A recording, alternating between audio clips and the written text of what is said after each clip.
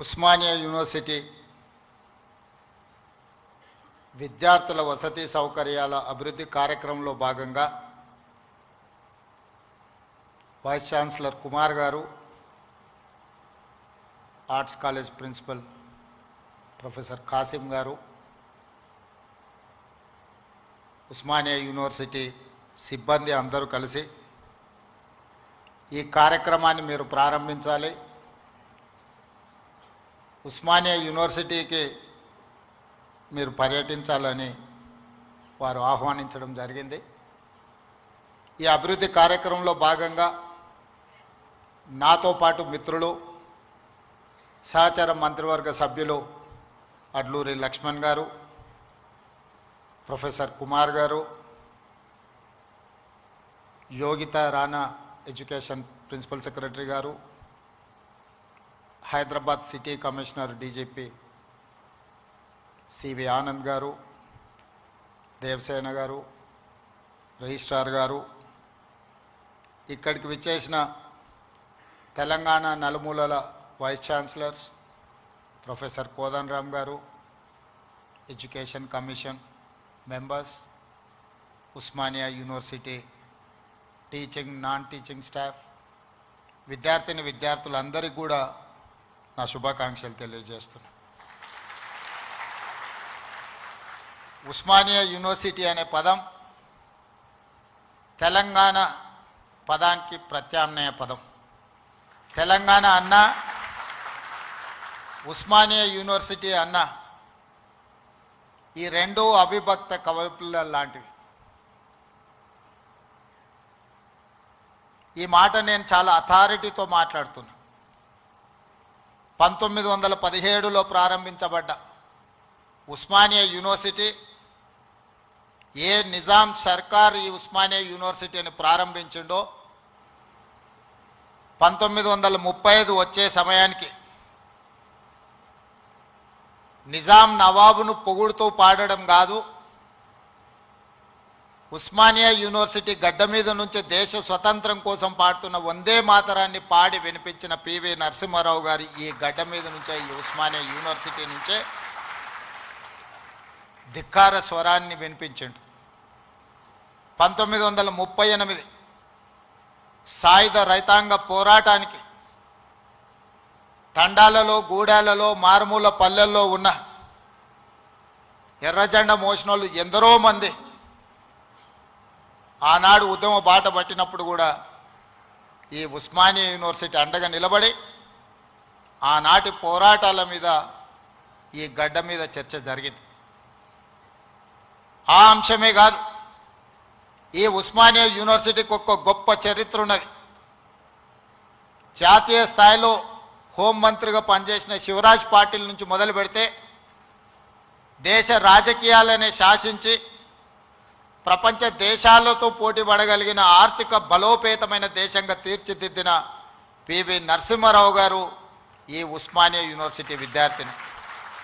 వీరే కాదు, తొలి తెలంగాణ ఉద్యమానికి నాయకత్వం వహించిన ఆనాటి డాక్టర్ చెన్నారెడ్డి గారు, మల్లికార్జున్ గౌడ్ గారు, మదన్ మోహన్ లాంటి వాళ్ళు ఈ ఉస్మానియా యూనివర్సిటీని విద్యార్థులే అని ఈరోజు మనం గుర్తు చేసుకోవాలి. వారే కాదు, ఉస్మానియా యూనివర్సిటీ విద్యార్థి రాజకీయాలలో రాణించి ఉత్తమ పార్లమెంటేరియన్గా ఈ దేశానికి, దక్షిణ భారతదేశంలో మొట్టమొదటి ఉత్తమ పార్లమెంటేరియన్గా రాణించిన జైపాల్ రెడ్డి గారు ఈ ఉస్మానియా యూనివర్సిటీ బిడ్డని. వారి తర్వాతి తరంలో ఒక జార్జి రెడ్డి, ఒక గద్దరన్నను అందించిన గడ్డ ఈ ఉస్మానియా యూనివర్సిటీ. ఆ తర్వాత చాలామంది ఈరోజు ఇక్కడ ఉన్న తెలంగాణ ఉద్యమంలో క్రియాశీలక భాగస్వామ్యం తీసుకున్న ఎంతోమంది విద్యార్థుల నుంచి ప్రొఫెసర్లుగా నుంచి తెలంగాణ సాధనలో తమ వంతు కర్తవ్యాన్ని నెరవేర్చిన వాళ్ళు ఈ గడ్డ మీద నుంచి ఇక్కడ చదువుకున్న వాళ్ళే, ఇక్కడ సమస్యల మీద చర్చించిన వాళ్ళే. తెలంగాణ సమాజానికి సమస్య వచ్చినా, తెలంగాణ సమాజానికి సంక్షోభం వచ్చినా, తెలంగాణ నలుమూలలో ఏ సమస్య వచ్చినా మొట్టమొదట చర్చ జరిగేది మొట్టమొదట ఉద్యమానికి పునాది పడేది ఈ ఉస్మానియా యూనివర్సిటీ నుంచే. కేవలం ఉస్మానియా యూనివర్సిటీ చదువుకోవడానికి, ప్రభుత్వ ఉద్యోగాన్ని సాధించడానికి కాదు, ఈ తెలంగాణ సమాజమైన 4 కోట్ల ప్రజలకు ఏ సమస్య వచ్చినా ఆ సమస్య మాదిగా భావించి చదువుతో పాటు పోరాటాన్ని నేర్పిన ఉస్మానియా యూనివర్సిటీ ఈనాడు తెలంగాణ రాష్ట్ర సాధనలో రాజకీయ పార్టీలు, రాజకీయ నేతలు వైఫల్యం చెంది ఇక మా వల్ల కాదు అని కాడి కింద పడేసినప్పుడు ఉస్మానియా యూనివర్సిటీ విద్యార్థులు ఉద్యమ బాట పట్టిన తర్వాతనే ఈ తెలంగాణ రాష్ట్ర సాధన కళ సాకారమైంది. ఇక్కడున్న ప్రొఫెసర్ కోదండరామ్ గారు ఆనాడు పొలిటికల్ జేఏసీకి నాయకత్వం వహించి తెలంగాణ రాష్ట్ర కళను ఈరోజు మనం నిజం చేసుకున్నాం. ఆనాడు చాలామంది చాలా రకాలుగా ప్రయత్నాలు చేశారు. ప్రతి ప్రయత్నంలో ఒక రాజకీయ ప్రయోజనంతో కూడుకున్న నిగూఢమైన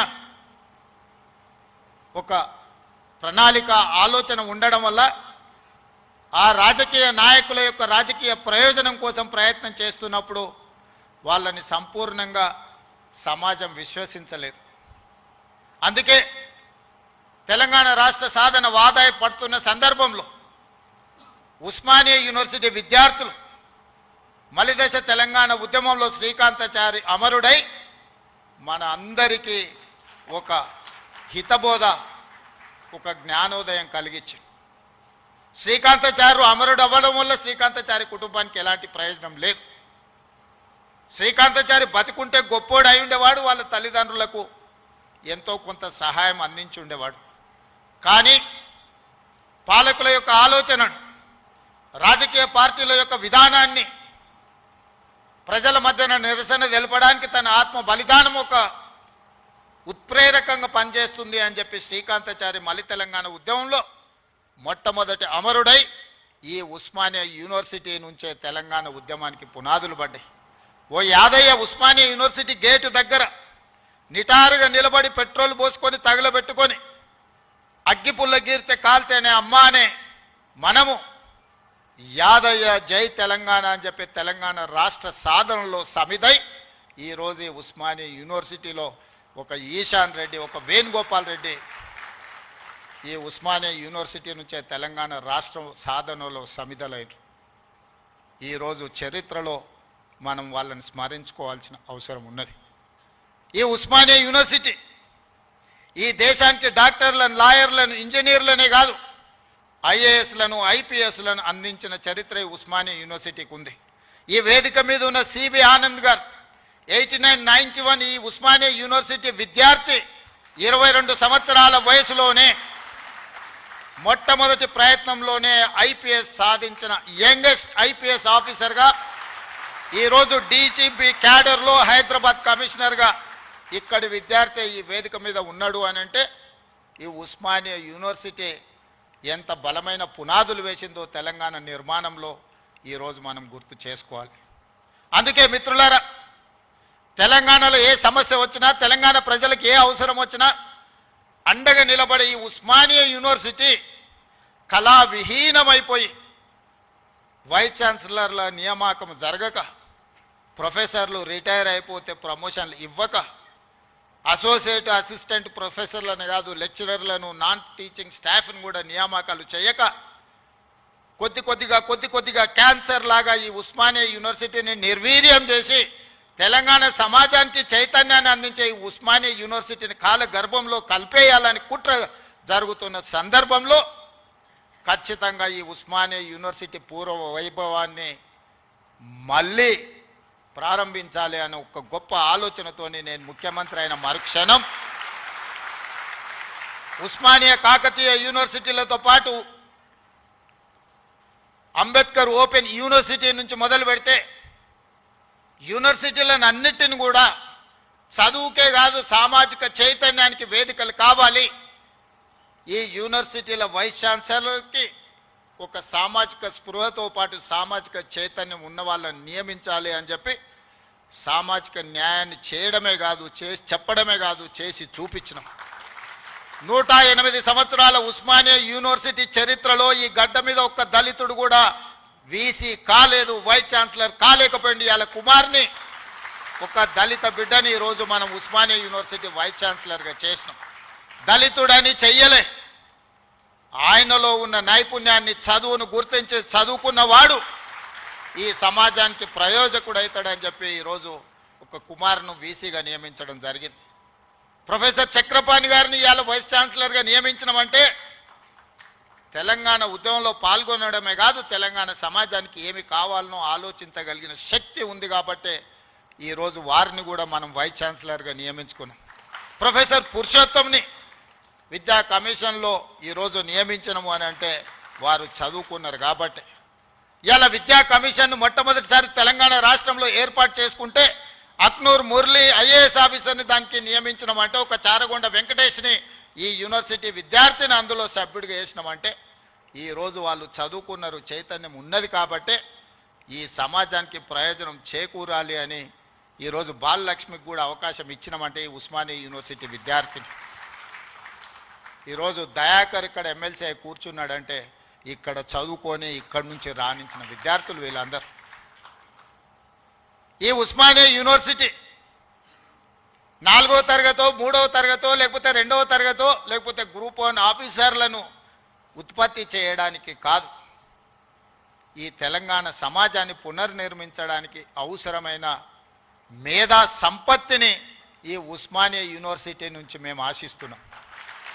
అందుకే ఇవాళ మిత్రులారా 21 సంవత్సరాలలో ఐఏఎస్లు ఐపీఎస్లై జిల్లా అధికారులుగా పరిపాలన సాగిస్తున్న ఈ సందర్భంలో ఒకనాడు రాజ్యాంగం రాసుకున్నప్పుడు డాక్టర్ బాబాసాహెబ్ అంబేద్కర్ గారు 21 సంవత్సరాల ఓటు హక్కునిచ్చి 25 సంవత్సరాలు శాసనసభ ఎన్నికల్లో పోటీ చేయడానికి ఒక అర్హత పెట్టారు.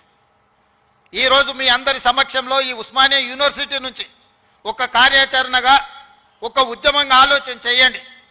ఓటు హక్కు రాజీవ్ గాంధీ గారు 18 సంవత్సరాలకు తగ్గించినప్పుడు ఐఏఎస్ ఐపీఎస్లు 21 సంవత్సరాలు నిండిన వాళ్ళు ఈరోజు పరిపాలన సాగిస్తుంటే శాసనసభలో 21 సంవత్సరాలు నిండిన యువకులు ఎందుకు ఎమ్మెల్యేలుగా ఉండకూడదో ఒకసారి ఆలోచన చేయండి. యువ నాయకత్వం ఈ దేశానికి అవసరం ఉన్నది. ఇవాళ ఈ దేశంలో ముఖ్యంగా తెలంగాణ రాష్ట్రంలో 18 సంవత్సరాలు పైబడి 35 సంవత్సరాల లోపల ఉన్న జనాభా 65%. ఇదే దేశం యొక్క సంపద. ఈ యువ సంపద, ఈ యువ మేధస్సు ప్రపంచ దేశాలకు ఎగుమతి అయి ఇవాళ అమెరికా, సింగపూర్లను అత్యంత ధనిక దేశంగా రాణించడానికి మన వాళ్ళ శ్రమ ఉన్నది, మన వాళ్ళ చెమట ఉన్నది.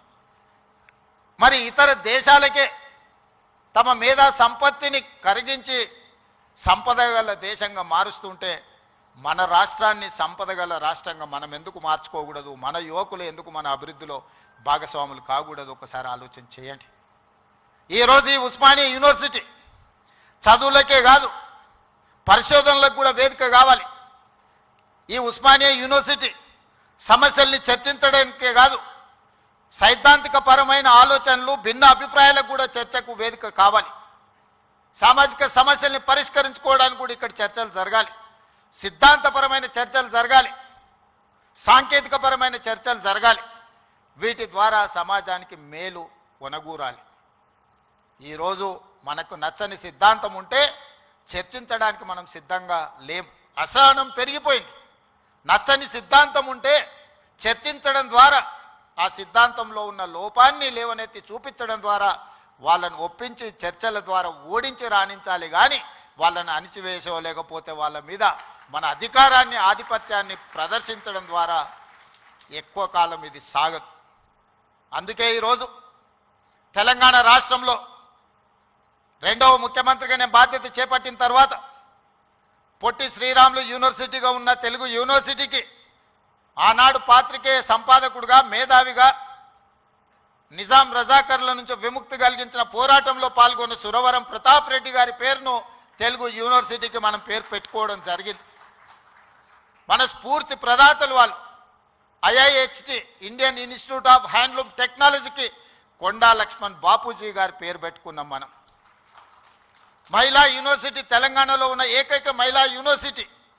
ఆ మహిళా యూనివర్సిటీకి ఆనాడు ఘడీలకు, దొరలకు జమీందారులకు వ్యతిరేకంగా రజాకర్లకు వ్యతిరేకంగా నిటారుగా నిలబడి కొట్లాడిన చాకలి ఐలమ్మ పేరు వీరనారి చాకలి ఐలమ్మ యూనివర్సిటీగా ఈరోజు కోటి ఉమెన్స్ కాలేజీని ఒక యూనివర్సిటీగా తీర్చిదిద్ది పోరాటానికి స్ఫూర్తినిచ్చిన వీరనారి చాకలి ఐలమ్మ పేరు ఈరోజు మనం పెట్టుకోవడం జరిగింది.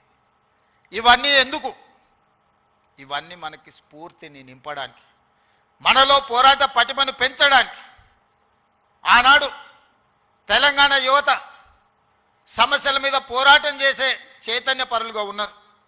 కానీ ఈనాడు ముఖ్యమంత్రిగా నాకు అందుతున్న సమాచారం తెలంగాణ ప్రాంతంలో జరుగుతున్న పరిణామాలు మానసిక వేదనకు గురి చేసే పరిస్థితి ఉన్నది.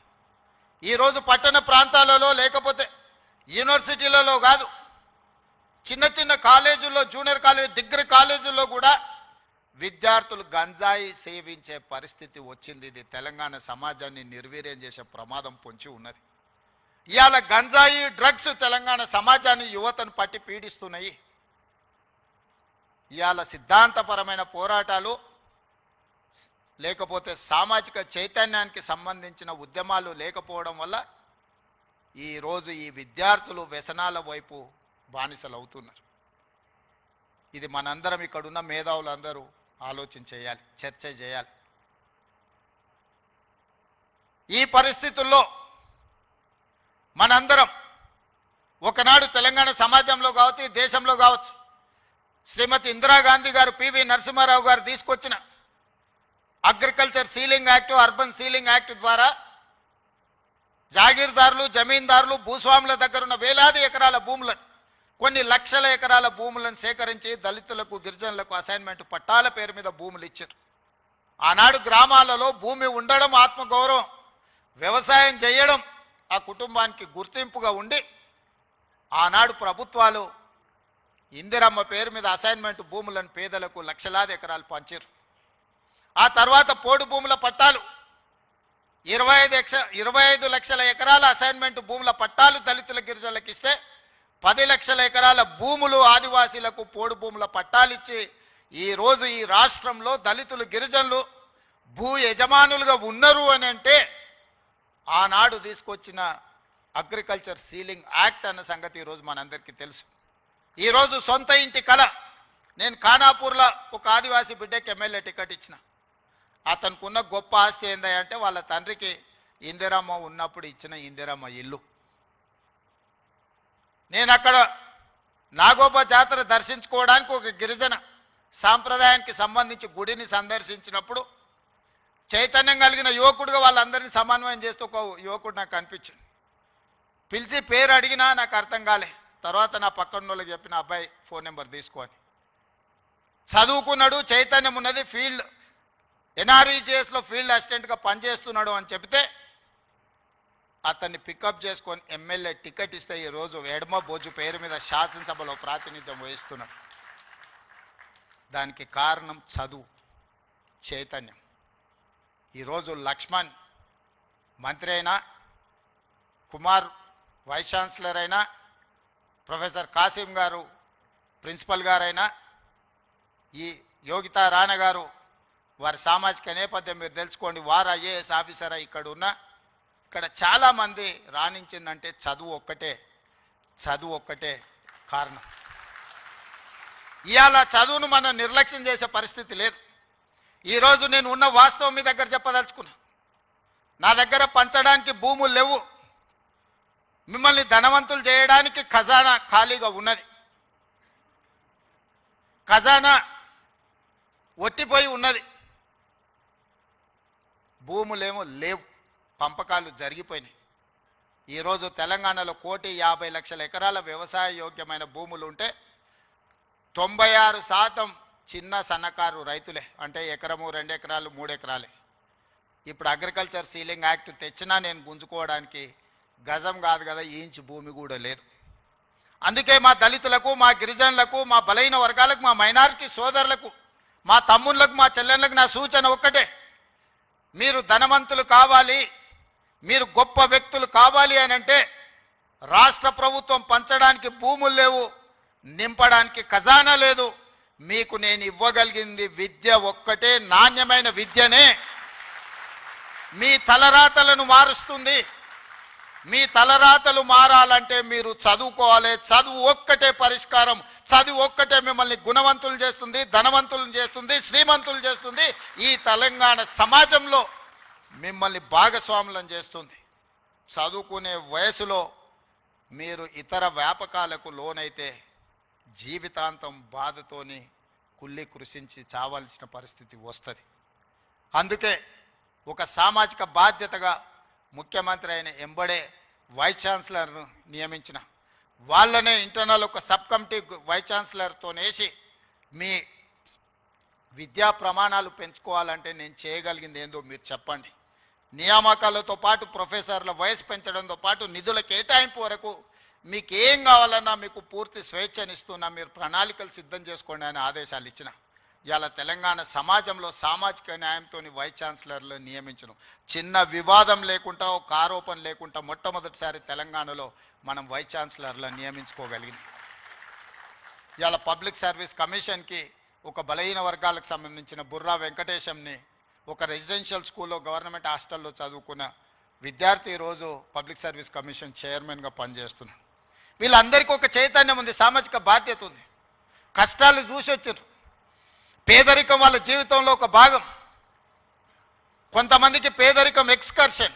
పేదరికం ఎట్లుంటుందో అంటే పట్టణం నుంచి పెద్ద బెంచ్ కార్ వేసుకొని పోయి చూసి పేదరికం ఓహో ఇట్లుంటుందా అని చూసి వచ్చే ఎక్స్కర్షన్ కొంతమంది పెద్దోళ్ళకు. కానీ ఆ పేదరికంలోనే పుట్టి ఆ పేదరికాన్ని అనుభవించి ఆ పేదరికంలో నుంచే అభివృద్ధి పదం వైపు నడిచిన వాళ్ళు ఈరోజు తెలంగాణ రాష్ట్రాన్ని నడుపుతున్నారు. పేదరికం అంటే మాకు కొత్త కాదు, పేదరికం మాకు చుట్టం కాదు, పేదరికం మా జీవన విధానంలో ఒక భాగం. మేము ఆ పేదరికాన్ని చూసి వచ్చినాం. ఆ పేదరికాన్ని పారద్రోలడం మాకంటే ఎక్కువ ఎవరికి తెలియదు. ఎవరి మీద మనం ఆధారపడాల్సిన పని లేదు. అన్ని శక్తియుక్తులు, తెలివితేటలు, అధికారం నిర్ణయించే శక్తి మన దగ్గర ఉంది.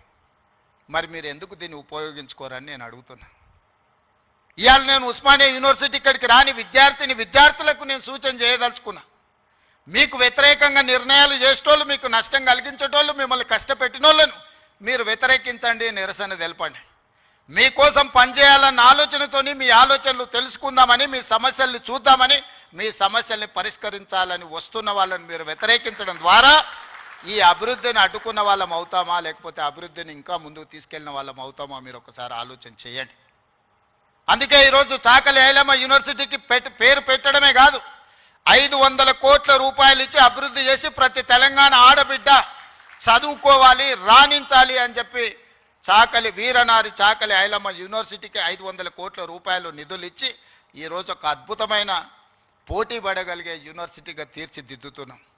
మరి ఒక మహిళా యూనివర్సిటీకి 500 కోట్ల రూపాయలు ఇస్తే మా ప్రొఫెసర్ గారు, మా వైస్ ఛాన్సలర్ గారు 5 కోట్లు 10 కోట్లు అడుగుతున్నారా? అడగడానికి కూడా మా వాళ్ళకు పేదరికం ఉన్నది. ఎంత పేదరికం అంటే అడగడానికి కూడా 100 అడిగితే ఏమనుకుంటారో 100నా అని అనుకునే పరిస్థితిలో మా వైస్ ఛాన్సలరు, మా అడ్లూరు లక్ష్మణ్ అంటే వాళ్ళ పేదరికం వాళ్ళని పెద్ద నెంబర్ ఆలోచన చేయడానికి కూడా అడ్డుపడుతున్నది. అందుకే నేను యోగితా రాణా గారికి ఆదేశాలు ఇస్తున్నా. ఒక కమిటీ వేయండి, ఇంజనీర్స్ కమిటీ.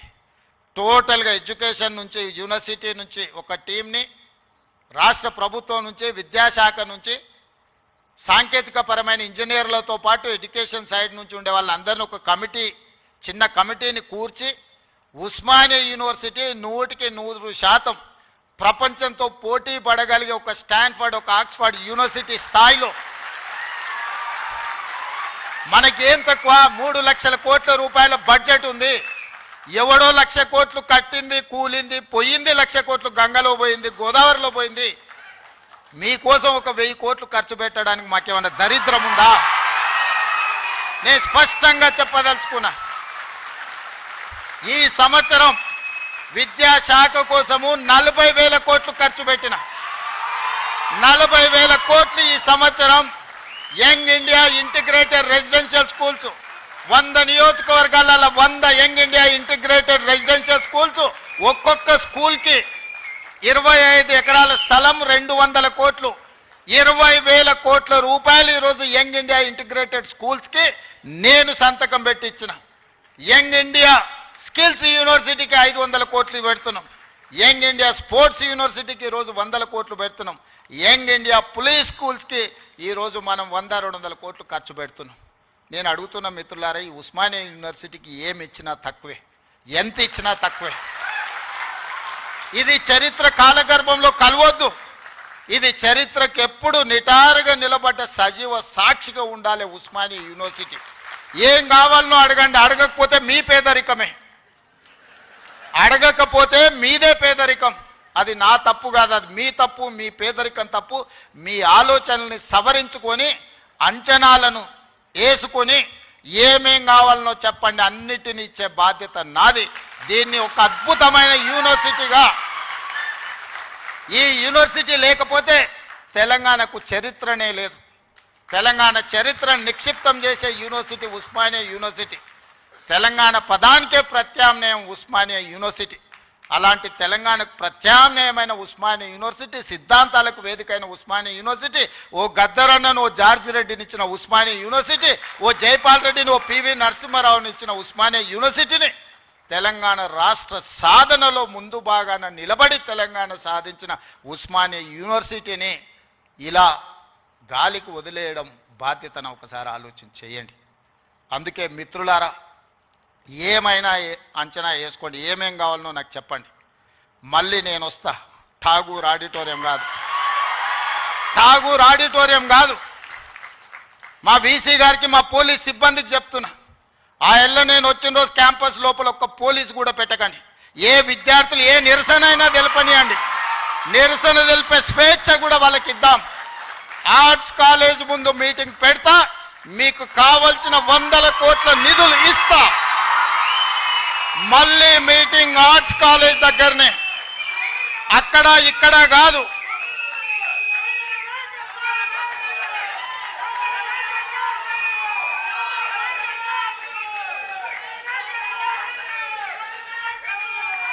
ఆర్ట్స్ కాలేజ్కి వచ్చిన రోజు డీజీపీ గారికి, సిటీ కమిషనర్ గారికి నేను ఆదేశాలు ఇస్తున్నా, ఒక్క పోలీస్ కూడా క్యాంపస్ లోపల ఉండొద్దు, నేను వస్తా. ఎవరు వీళ్ళు?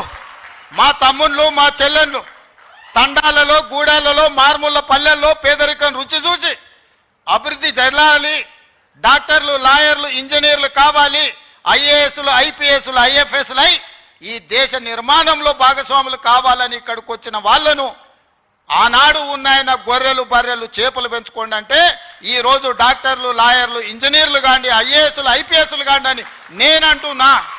నేను రావద్దా?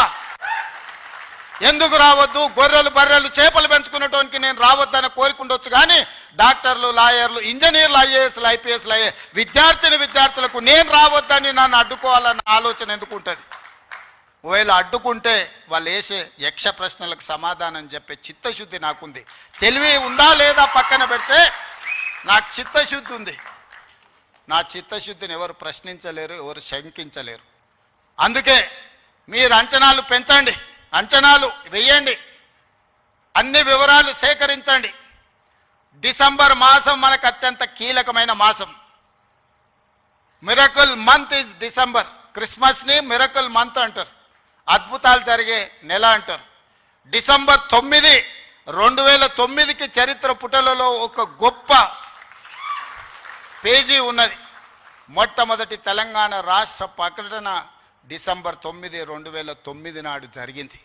అందుకే డిసెంబర్ నెల అంటే నాకు అత్యంత ఇష్టం. మళ్ళీ డిసెంబర్లో ఆర్ట్స్ కాలేజ్ దగ్గర మీటింగ్ పెట్టండి, నేను వస్తా. మీకేం కావాలనో అక్కడికక్కడ అన్ని మంజూరు చేసి జీవో ఇచ్చిపోతా. మొత్తం లెక్క పెట్టండి, ఏం పనులు కావాలో నాకు చెప్పండి. అన్ని రిక్రూట్మెంట్స్తో సహా మీరు ప్రణాళికలు చేసుకోవాల్సింది. నేను మంజూరు చేసేదే నా బాధ్యత. పబ్లిక్ సర్వీస్ కమిషను ఆనాడు గ్రూప్ 1 పరీక్షా పత్రాలు జిరాక్స్ సెంటర్లలో పల్లి బఠానీల కింద అమ్ముకుంటే పబ్లిక్ సర్వీస్ కమిషన్ని ప్రక్షాళన చేసి కొత్తగా నియమించి పరీక్షలు నిర్వహించి దాదాపుగా 85% ఎస్సీ, ఎస్టీ, బీసీ మైనారిటీలు ఈరోజు సెలెక్ట్ అయ్యే పరిస్థితి ఉంటే కొంతమంది అడ్డుకోవాలని కోర్టుకెళ్ళి స్టే తీసుకొచ్చి సంవత్సరాల కొద్దీ 2011లో పబ్లిక్ సర్వీస్ కమిషన్ గ్రూప్ 1 పరీక్షలు జరిగితే 2025 వరకు మళ్ళీ పరీక్షలు జరగలేదు. 14-15 ఏళ్ల తర్వాత నేను పరీక్షలు నిర్వహిస్తే ఫలితాలను ప్రకటించకుండా అడ్డుకుంటున్నారు. విద్యార్థులారా మీరు ఆలోచన చేయండి. 60,000 ప్రభుత్వ ఉద్యోగాలు ఒక్కొక్కరి తలలు లెక్కబెట్టి ఎల్బీ స్టేడియంలోనే వాళ్ళ కుటుంబాలు వాళ్ళ తల్లిదండ్రులను పిలిచి నియామక పత్రాలు అందించి 60,000 ప్రభుత్వ ఉద్యోగ ఖాళీలను మొదటి సంవత్సరంలోనే భర్తీ చేసిన.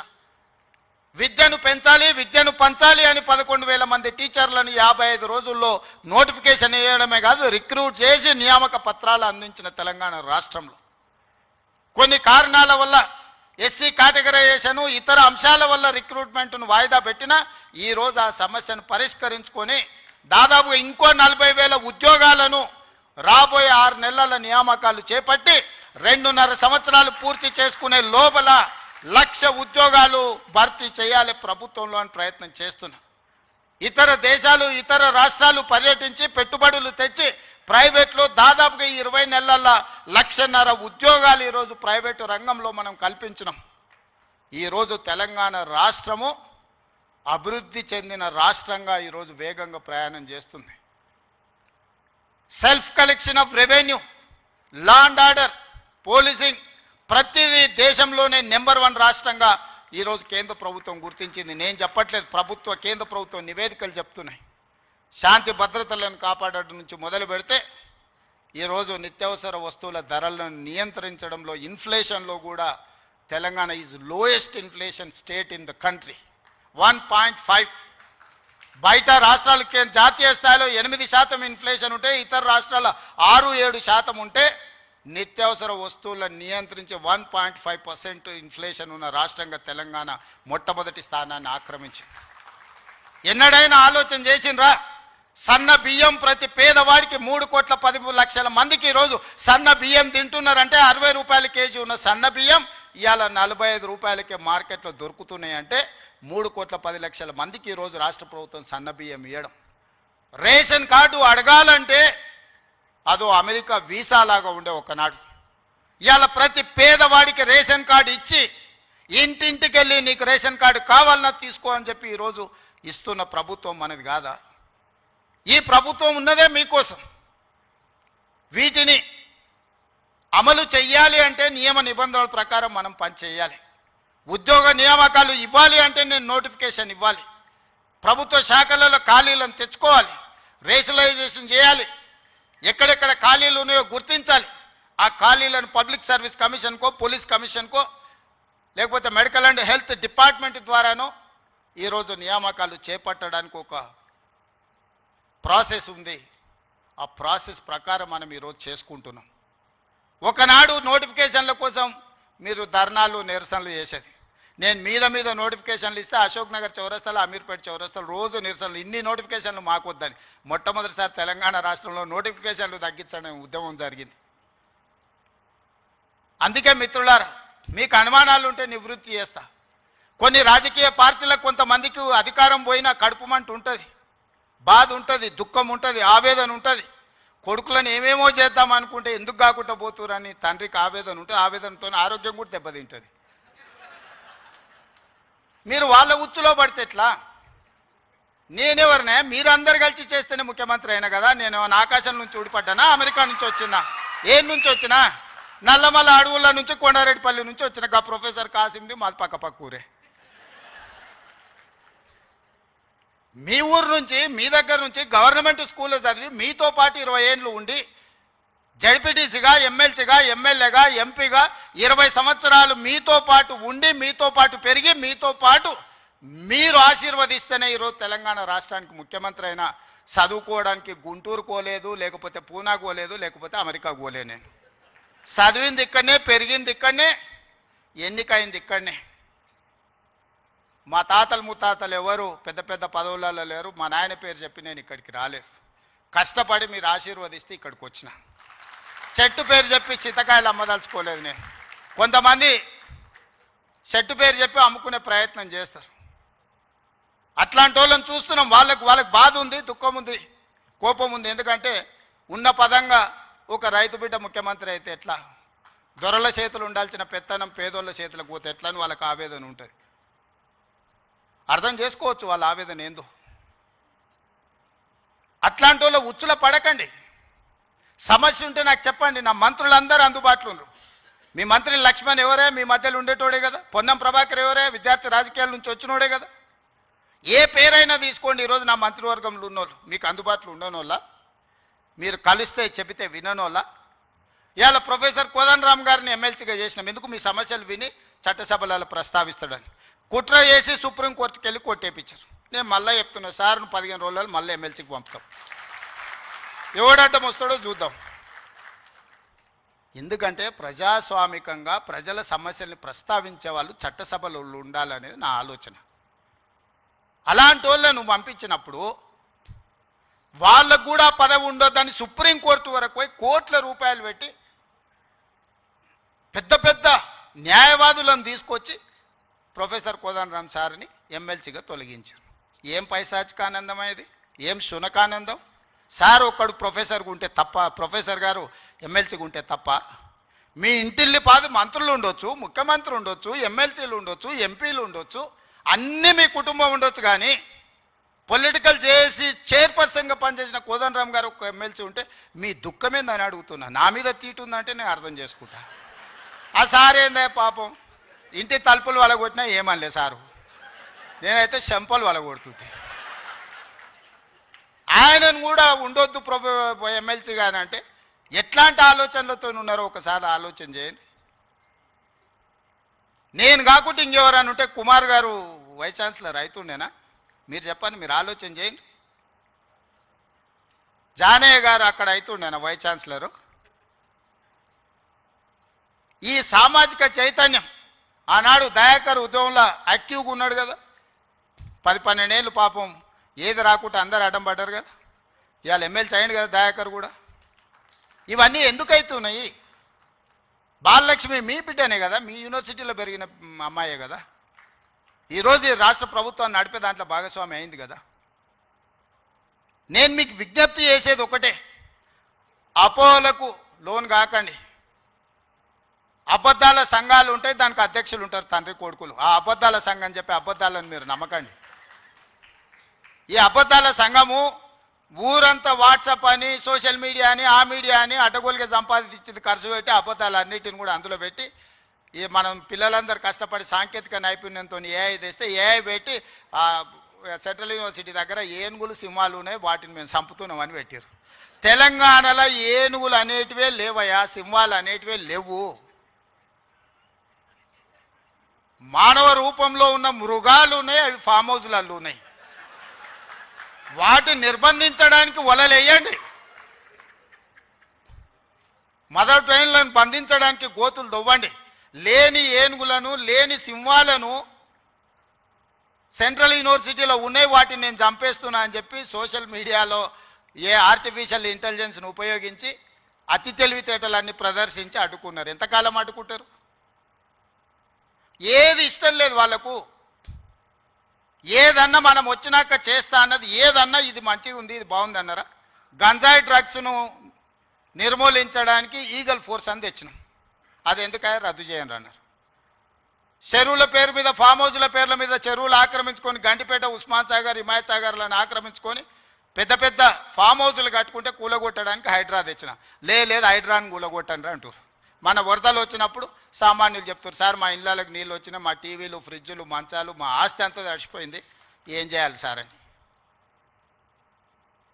సన్న బియ్యం ఇస్తే ఇచ్చేదే లేదండి, రేషన్ కార్డు ఇస్తే వద్దండి. ఏది చేసినా వద్దంటురు. ఈ వద్దనేటోళ్ళని ఏమనాలో మీరే చెప్పుర్రి. ఏదన్నా ఒక్కటన్నా అభినందించినా 20 నెలల్లో అన్ని ఇచ్చిపెట్టుండ్రి. వైస్ ఛాన్సలర్ నియమించిన మంచి పనే కదా, రిక్రూట్మెంట్ ఇవ్వమని అనుమతించిన మంచి పనే కదా. గలీజ్ అలవాట్లు ఉన్న గంజాయి డ్రగ్స్ను రద్దు చేయాలి, ఈపులు ఇరగొట్టాడని చెప్పినా అది అయితే మంచి పనే కదా. ఇవి కూడా అభినందించకుండా నన్ను తిడుతున్నారంటే వాళ్ళ ఉద్దేశం ఏంది, వాళ్ళ దుఃఖం ఏంది? మీకు వాళ్ళతో ఉన్న లాలుచేంది? గంజాయి అమ్మేటోళ్ళతోని, డ్రగ్స్ అమ్మేటోళ్ళతోని. దీపావళి పండుగ కంటే దావత్ చేసుకున్నాడంట బామర్ది. మేము దీపావళి పండుగకు చిచ్చుబుట్లు కాల్చుకుంటే వాళ్ళు సారా బుట్లు పెట్టుకొని దావత్ చేసుకున్నాం. అందులో పట్టుకుంటే డ్రగ్స్ తీసుకున్నాడు దొరికిండు. అట్లెట్లా పట్టుకుంటారు అంటాడు. అంటే డ్రగ్స్ తీసుకుంటే పట్టుకోవద్దా? మీరే చెప్పుర్రి. వద్దు అని అంటే వదిలిపెడదాం. మరి మీరు అందరు కలిసి తీర్మానం చేస్తే గంజాయి డ్రగ్స్ తీసుకోవచ్చు, మనం ఏమనొద్దు. తెలంగాణ రాష్ట్రంలో వాళ్ళు చెప్పినట్టు మరి అట్లాంటి రాజ్యాంగం ఏదైనా ఉంటే నాకు చూపిరు. ఇట్లాంటి వాళ్ళు తెలంగాణ సమాజానికి పట్టిన చెదలు. ఆ చెదల్ని మనం ఒకసారి గుర్తించడం కొంచెం ఆలస్యం అవుతుంది.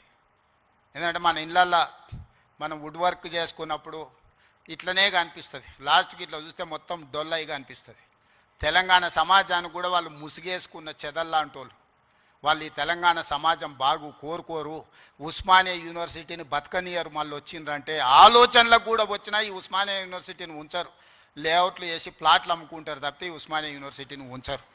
ఎందుకంటే చదువుకోవద్దు. వాళ్ళ ఏకైక కుట్ర ఒక్కటే, గొల్లోళ్ళు గొర్రెలు పెంచుకోవాలి, మాదిగోళ్ళు చెప్పులు కుట్టుకోవాలి, గౌన్లోళ్ళు ఈదులు గీసుకోవాలి, ముదిరాజులు చేపలు పట్టుకోవాలా, వాళ్ళు మాత్రం దొరలు మాత్రం రాజ్యాలు ఏలుకోవాలి. గింతనే సింపుల్ ఫిలాసఫీ వాళ్ళది. నాది దానికి విరుద్ధం. మా పిల్లలు, మా తమ్ముళ్ళు, మా చెల్లెళ్ళు డాక్టర్లు, లాయర్లు, ఇంజనీర్లు కావాలి. ఈ తెలంగాణ సమాజం అభివృద్ధి చెందిన రాష్ట్రంగా 2034కు $1 ట్రిలియన్ ఎకానమీ, 2047కు $3 ట్రిలియన్స్ ఎకానమీ కావాలి అని అంటే మీరందరూ అభివృద్ధి సాధించాలి, చదువుకోవాలి. చదువు ఒక్కటే మీ తలరాతను మారుస్తుంది. ఈ చదువు ఒక్కటే మిమ్మల్ని సమాజంలో గుర్తింపు, గౌరవాన్ని ఇస్తుంది. ఆ చదువుకు ఏం కావాలన్నా చేసే బాధ్యత నాది. మీ సోదరుడిగా, మీ వాడిగానే మాటిస్తున్నా. ఏం కావాలనో అడగండి, అన్నిది ఇచ్చే బాధ్యత నాది. ఇంకో దగ్గర అయితే అవసరమైతే ఆపుతా. ఇంకెక్కడన్నా అడ్జస్ట్మెంట్ ఉంటే అక్కడనో ఇక్కడనో ఇంకేదాన్ని ఉంటే నల్లా బంద్ చేసి అయినా కాలు ఇక్కడ మలుపుతా. మీరేం ఫికర్ పెట్టుకోకరి, నేనున్నా. మీరు కావాల్సింది చేసుకోండి. ధన్యవాదాలు మిత్రులారా.